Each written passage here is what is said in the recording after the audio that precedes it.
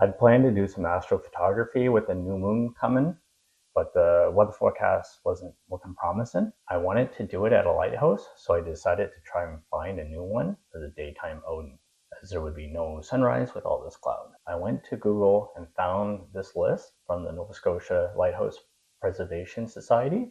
What caught my eye was another lighthouse near Peggy's Cove, and I didn't know that one was there. I checked on Google Maps and it's not listed. But if you zoom in, you can see it, and it looks like the one at Terrence Bay. It also looks like it's going to be cut off by private property, so I might have to walk all the way around the coast. So that's the plan for tomorrow morning.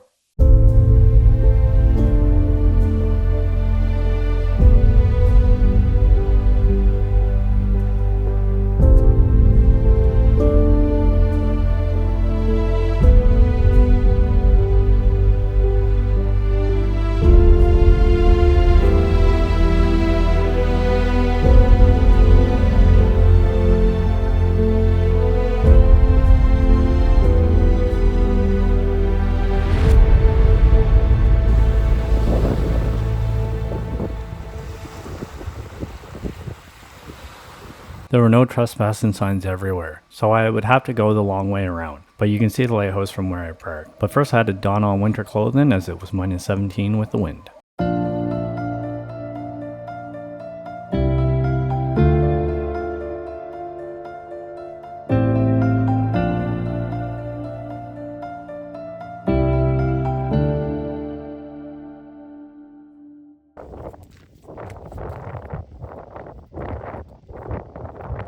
I had to be careful at some spots. The rocks were coated with ice from the ocean spray. I almost second-guessed my decision. There was also one spot I needed to head into the woods because it was impassable.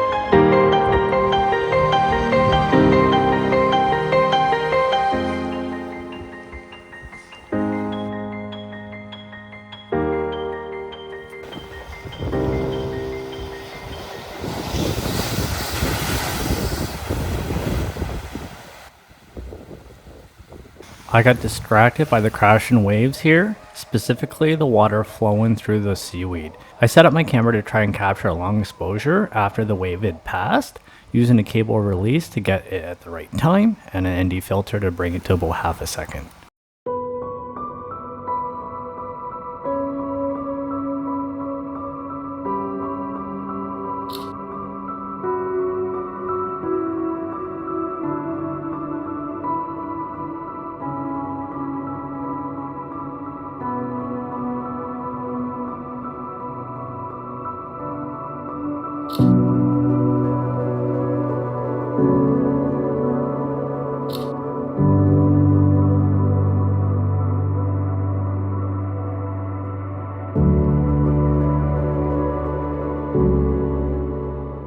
I then shifted my focus up to capture the explosion of some of the larger waves. I needed to wait for them, but you could see them coming. Settings were the same and these were the result.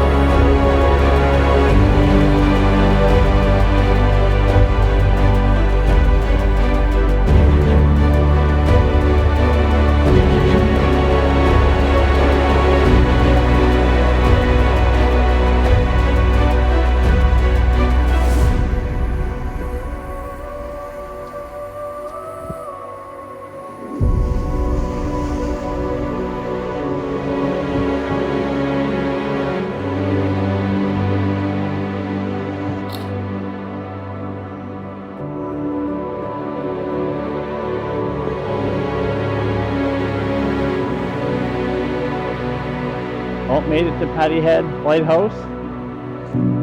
There's a problem right off the start. There's barely any space to shoot, so I don't want like houses and stuff in the background. I want like the open ocean, and come walk with me over here. So this is the side I'd like to shoot from. There's obviously an option super wide, but it doesn't leave a whole lot of foreground to kind of work the scene. So we'll probably start with that one just to kind of get it out of the way. And then walking in, I definitely saw one kind of using the snow to kind of block some of it, and we'll see if that works. But we'll go around here and see what we can do here. The sun's kind of going to be in the way a little bit. There's actually a little bit of blue sky, which has been a rarity.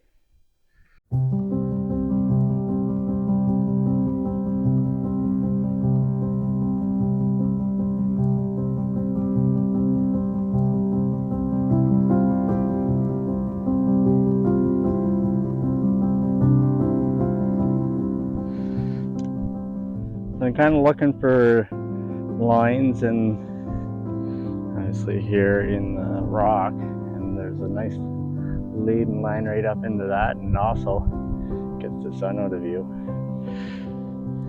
And then that opens up down here, so I'll probably walk to the point here and get a shot back.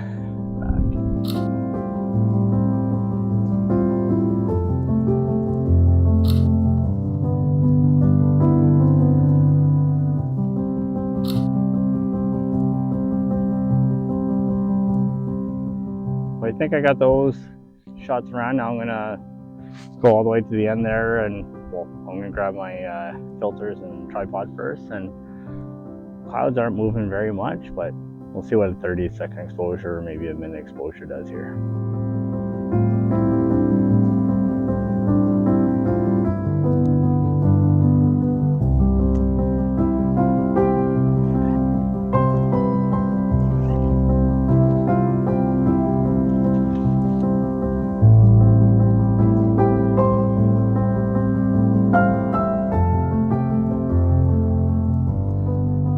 The wind was bad here, but after some quick mental math, I determined that a 15 stop and deep filter was needed to get just shy of a minute.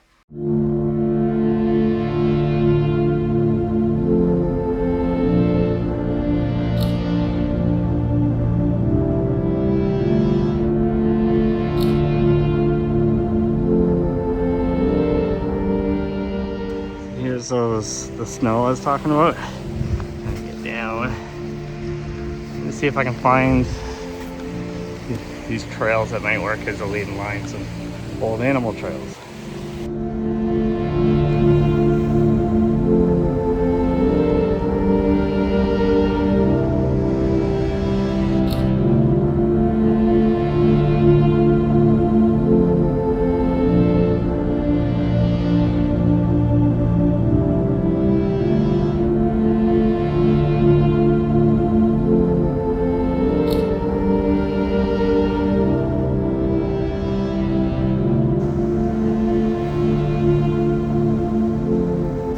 Back and a long way around the whole island.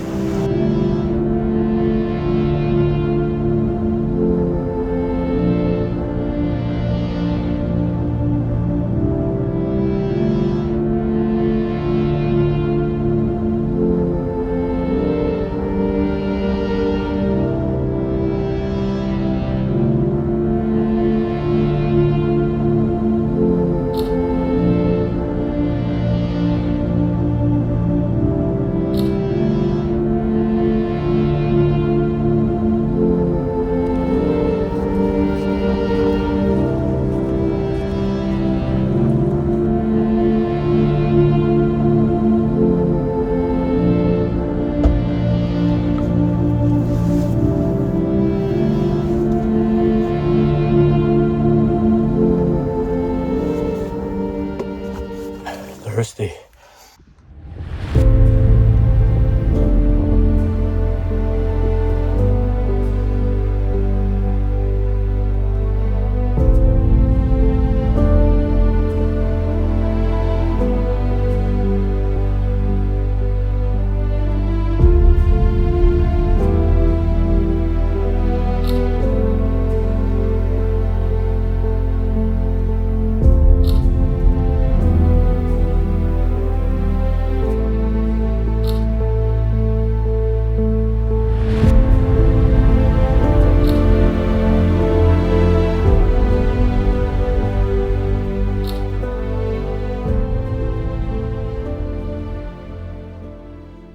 it turns out I didn't need to do that whole hike. It just dig out the telephoto at the parking lot where I parked. So I don't know. That's a pretty pleasing image with the lighthouse and the boat. I don't know. I might like it even better than walking all the way around. One of the reasons I did go was to kind of scout it out for a Milky Way spot, but it's way too long to get there without cutting through the private property. And then it's the same style lighthouse that Terrence Bay is, which is much easier to get to, and there's more flexibility there with kind of like composition wise, I think. So, nice little spot. Still don't know why it's not on Google Maps though, but thanks for watching. We'll see you in the next one.